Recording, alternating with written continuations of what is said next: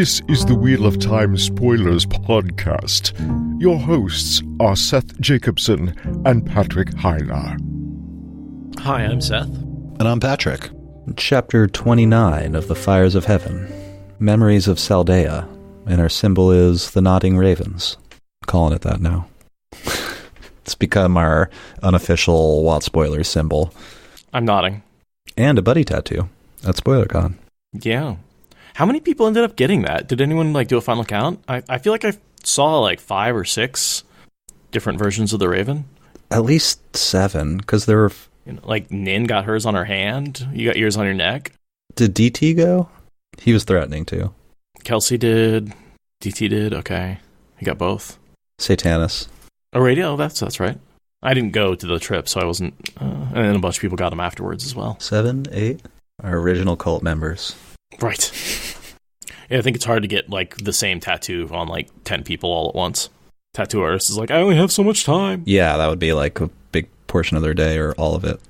All right, I'll read us in here. This chapter is so short, by the way, that the read in and out are about as long as the not read part. So it's only 4 pages or 5 pages. Lying on his bed in the dark, in his shirt sleeves, Kadere idly twirled one of his large kerchiefs between his hands. A wagon's open windows let in moonlight, but not much breeze. At least Cairhien was cooler than the waste. Someday, he hoped to return to Saldea, to walk in the garden where his sister Theodora had taught him his first letters and numbers. He missed her as much as he did Saldea, the deep winters when trees burst from their sap freezing, and the only way to travel was by snowshoes or skis. In these southlands, spring felt like summer, and summer like the pit of doom. Sweat rolled out of him in streams. With a heavy sigh, he pushed his fingers into a small gap where the bed was built into the wagon. The folded scrap of parchment rustled. He left it there. He knew the words on it by heart. "You are not alone among strangers. A way has been chosen." Just that, without a signature, of course. He had found it slipped under his door when he retired for the night. There was a town not a quarter of a mile away. Einrad. But even if a soft bed remained empty there, he doubted whether the Aiel would allow him to spend a night away from the wagons, or that the Aes Sedai would. For the moment, his plans fit in well enough with Moraine's. Perhaps he would get to see Tarvalin again, a dangerous place for his sort, but the work there was always important, and invigorating. He put his mind back on the note, though he wished he could afford to ignore it. The word chosen made him sure it came from another darkfriend. The first surprise had been receiving it now, after crossing most of Cairhien. Nearly 2 months ago, right after Jason Natael attached himself to Randall Thor, for reasons the man had never deigned to explain, and his new partner Kylie Sheogi had disappeared. He suspected she was buried in the waste, with a thrust from Natael's knife through her heart, and small riddance. Soon after that, he had been visited by one of the chosen, by Lanfear herself. She had given him his instructions. Automatically, his hand went to his chest. Feeling through his shirt the scars branded there, he mopped his face with the kerchief. Part of his mind thought coldly, as it had at least once a day since, that they were an effective way to prove to him that it had not been an ordinary dream, an ordinary nightmare. Another part of him almost gibbered with relief that she had not returned. The second surprise of the note had been the hand, a woman's hand, unless he missed his guess by a mile, and some of the letters formed in what he now knew for an Aiel way. Natael had told him that there must be dark friends among the Aiel. There were dark friends in every land, among every people, but he had never wanted to find brothers in the waste. Aiel would kill you as soon as look at you, and you could put a foot wrong with them by breathing. Taken all in all, the note spelled disaster. Thought I'd leave it there, even though that was the first sentence of the next paragraph. That's a good place to leave it. Yeah. It's very vague, but it seems like this is hinting that Melindra wrote Kadere a note, and Melindra is Samael's tool, and Kadere is Lanfear's. She may be Ravin's tool. Yeah. I wholeheartedly agree that it's really hard to separate the two. It's hard to know who, or if one is making it look like the other one sent an attack. Yeah, it's hard to say. Because it does seem like she attacks when Matt mentions Camelin, which would be a Ravine order, but she uses the dagger with the 9 Bs, which is a Samael. Yeah, a symbol of Ilion. Yeah, where Samael's in power. So that was always a question, but it's definitely, as far as we know, she's the only, this hints that she's female, she's Aiel, and she's a darkfriend, and the only person we know who fits those 3 and who is currently hanging out in this group is Melindra. Yeah, I think that's what it's supposed to mean. Although what the note means, or I think where it's supposed to come from, because what the note means, I can't really say. You're not alone among strangers. A way has been chosen. I think it was just initiating contact to give him some orders. It's just like the secret dark friend meeting handshake to be like, hey, I know who you are. I'm going to be sending you more orders. But this doesn't like spur him to do any action or anything. It's just being like, hey, yeah, there's somebody else here. Yeah. I assume Melindra being Matt's girlfriend, for anyone who doesn't remember her name, or current girlfriend.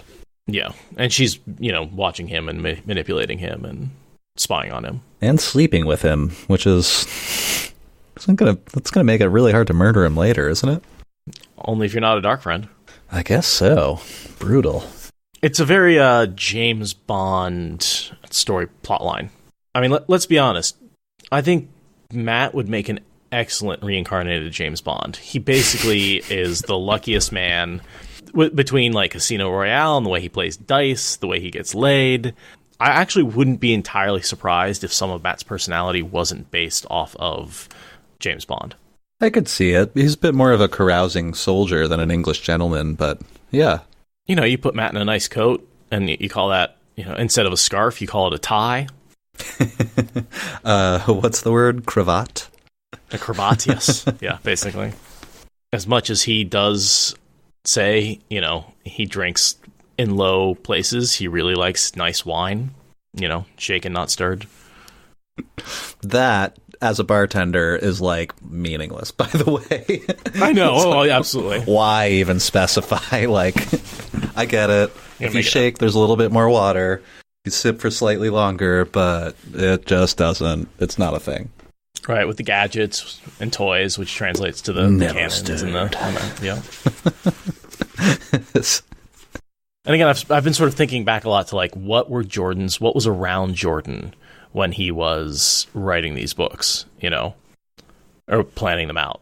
Well, who was the most beautiful woman in the world at the time? Helen Mirren. So he made her Mirren. What was the coolest character around? Bond. So he sort of made Matt vaguely Bond-like. And maybe I'm not sure how conscious that is, but like when you're like, who's cool? It's like, well, a Bond-like character is very Matt-like. I can kind of see your argument. James Bond is a good bit more refined. Part of what I like about Matt is that he's very, very like down to earth and farm boy-esque, I would argue exactly how refined he is. He likes a lot of lace, Patrick. He likes a lot of lace. So we know that, he was given orders by Lanfear. She has not been around. Does anyone know what Lanfear's been up to lately? Because she says, I'm off to do stuff, Kadere. I want you to watch Rand. Is she still organizing the trap for Rand? The trap in quotes. Which trap? Because whether or not she ever meant it to be a trap at all, I don't know. But she's negotiated the alliance between Samael, Ravine, herself, and was it Grandal? Grandal, yeah. That was there as well? Because Grandal is pretty closely linked to Samael for a while until he dies. Discord's not offering anything. I don't think we know precisely what she's up to right now. We'd have to speculate. Although she does show up shortly. Right. She's like, I'm back. Tell me what's going on. It's like, well... And then she gets speared through a doorway. Yeah. I guess that was part of the plan to have him being taught by Asmodean. But the whole cutting Asmodean off from the Dark One sort of helped prevent that corruption. I'm not sure what you're saying. Cut him off from... Oh, remember when Rand captured Asmodean, he severed the black strands that connected Asmodean to the Dark One? Right. And his protection. So I think if he hadn't done that, and if Asmodean had been teaching him while still connected to the Dark One, it possibly would have led to Rand's being turned to the dark side. I see. But like, if his teacher was also connected to the Dark One, because Asmodean wouldn't have been seen as someone who betrayed the Dark One; he'd be seen as a spy By the Chosen. Yeah, I gotcha. And the Dio. So that during the battle when Rand cut him off, that like changed. I think that really changed the plan, because Lanfear didn't know that was possible, right?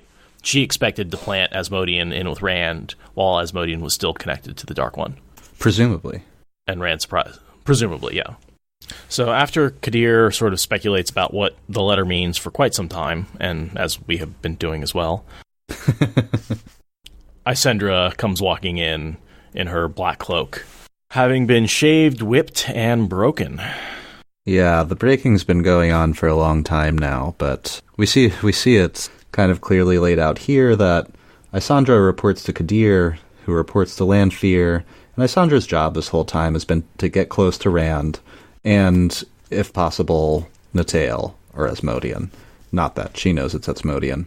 And every time Isendre gets close to Rand, every time she tries, she's caught, and each time she's caught, the punishment gets worse and worse. And yeah, this last time, the Maidens shaved all of the hair off her body. So not just the hair on her head, but everything.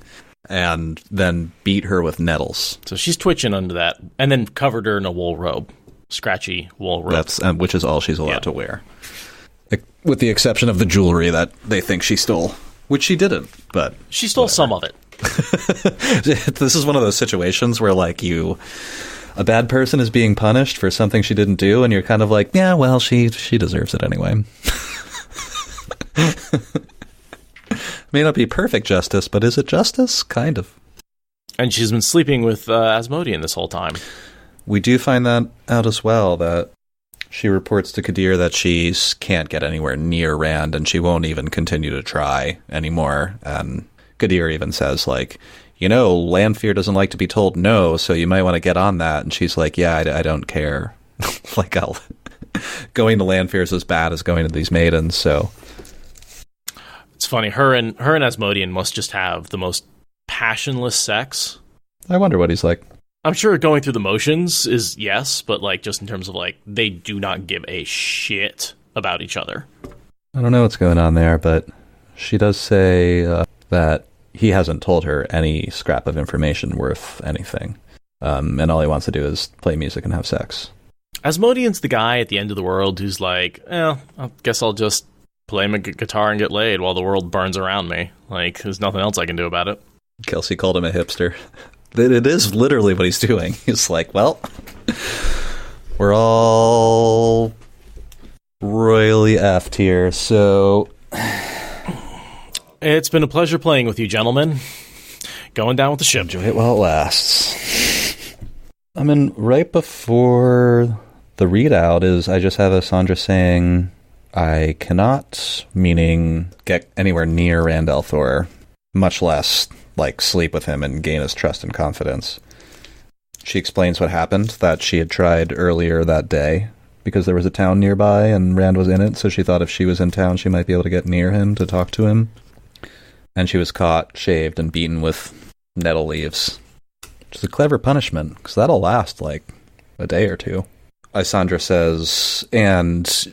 the Maidens this time after her punishment said, and if you don't stop, like the next time we're going to do this again, make it worse, and we're going to tell Aviendha that you're trying to sleep with her piece, essentially is what they're saying. Exactly. And then we're going to let her do whatever the fuck she wants. Do. Yeah. Which is a misconception on the Maiden's part, but... or that Aviendha considers him her piece, but that's what the Maidens think. And yet she kind of does. Sort of. I think she tells herself, like, you're for Elaine, don't you dare look at that other girl. But I think that there's a good amount of that in her head. Like, she doesn't want him to show interest in other women because she would like him to be interested on some level. Exactly. Difficult that is for her. It's difficult for her honor, but it's what she wants. Yeah. And that's a real problem for her. But yeah, this is how Aviendha comes to the mistaken but correct impression that Rand and Aviendha are banging. Everyone thinks so. Everyone thinks so, even though they're not, but then they do. And so it's like... soon, like the next chapter or two. Soon. Yeah. Is it 2? 31? Yeah, not next chapter, but the one after that, yeah. The far snows. Giggle. I think that's the real key to this chapter, is this is sort of the thread of information, and we sort of see, not necessarily the rumor, but the game of telephone that gets passed down from Isendre to Kadere to Lanfear that leads to her rage attack. Oh, sure. And it's not a weird assumption either. You know, like if similarly aged two single folks took to sleeping with each other every night, at least in the same tent, I wouldn't ask what was going on, you know? I would just be like, oh, that's a thing. I mean, whatever, you know? I'd assume. Yeah. You know, it's like if we went to an eclipse or something and two people were just friends but ended up staying in the same tent, I'd kind of assume something was going on there. Kind of like that. It just starts with Hadnan Kadere saying, "What does Aviendha have to do with it?" he muttered. How soon before Isendre felt the need to confess her sins as well. "Althor has been bedding her since Ruidian, you fool. She spends every night with him. The maidens think she will marry him." Even through her sobs, he could detect resentful fury. She would not like it that another had succeeded where she failed. Doubtless, that was why she had not told him before. Aviendha was a beautiful woman, despite her fierce eyes, full-breasted compared to most maidens, yet he would stack Isendre against her if only...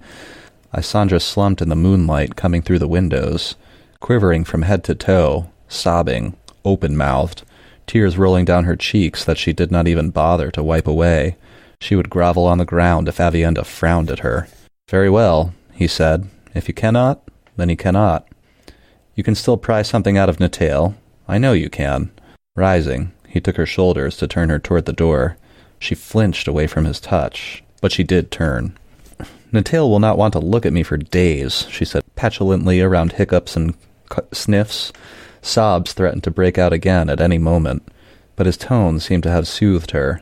"I'm red, Hadnan, as red as if I had laid naked in the sun for a day, and my hair, it will take forever to grow." As soon as she reached for the door, her eyes going to the handle, he had the kerchief spun into a cord in an instant, and around her neck. He tried to ignore her rasping gurgles, the frantic scraping of her feet on the floor. Her fingers clawed at his hands, but he stared straight ahead, even keeping his eyes open. He saw Theodora. He always did, when he killed a woman. He had loved his sister, but she had discovered what he was, and she would not have kept silent. Isandre's heels drummed violently, but after what seemed an eternity, they slowed, went still, and she became a dead weight dragging at his hands. He held the cord tight for a count of 60 before unwinding it and letting her fall. She would have been confessing next, confessing to being a darkfriend, pointing a finger at him. Rummaging in the cabinets by touch, he pulled out a butchering knife. Disposing of a whole corpse would be difficult, but luckily the dead did not bleed much. The robe would absorb what little there was. Maybe he could find the woman who had left the note under his door. If she was not pretty enough, she must have friends who were also dark friends. Natail would not care if it was an Aiel woman who visited him. Kadere would rather have bedded a viper himself. Aiel were dangerous. And maybe an Aiel would have a better chance than Isendre against Aviendha. Kneeling, he hummed quietly to himself as he worked, a lullaby that Theodora had taught him. Brutal. And I didn't bring this up properly. I had meant to before I did the readout, that there's a couple of moments in the middle couple of pages in this chapter where Hadnan is speculating about all these dark friends that have been disappearing around him, and he thinks they're betraying each other. And then he sees that how Isendre has been broken by the Maidens, and he's already afraid that she'll admit to their crimes. So when he says, "Very well, if you can't, you can't, you know, just do what you can," he's planning on murdering her. He wants her to turn around. That's why he said that. Oh, yeah. Yeah. Well, once he realizes she's broken, she's dead. Because he's like, you're going to turn. Your snitches get grots. Yeah. That's all there is to it. Yeah, Murtaugh, that was really hard. When I heard that question at SpoilerCon trivia, who is Hadnan Kadir's sister? What's her name and where is she from? I was like, I have no idea. Kadir has a sister? I didn't remember that at all. Because that's the only moment, I think, where we really hear the only him, mention of her. Yeah. See him think about her. I think that's his only POV. Does Kadir have any other POV? I think, before he gets torn apart by Lanfear. I don't know why that's funny. Okay. Yeah. It's like we see his POV when he's like leading up to that. Yeah, and, right like, before he's disassembled. We switch to her. Yep. I'm pretty sure we don't get any POVs after that point. So, yeah. And since that's coming up at the end of the book.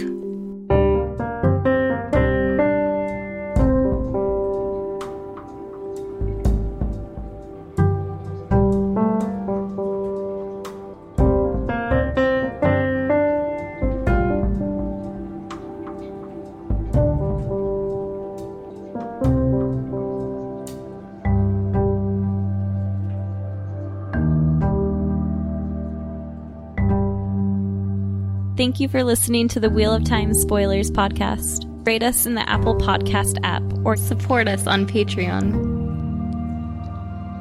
Is that good enough?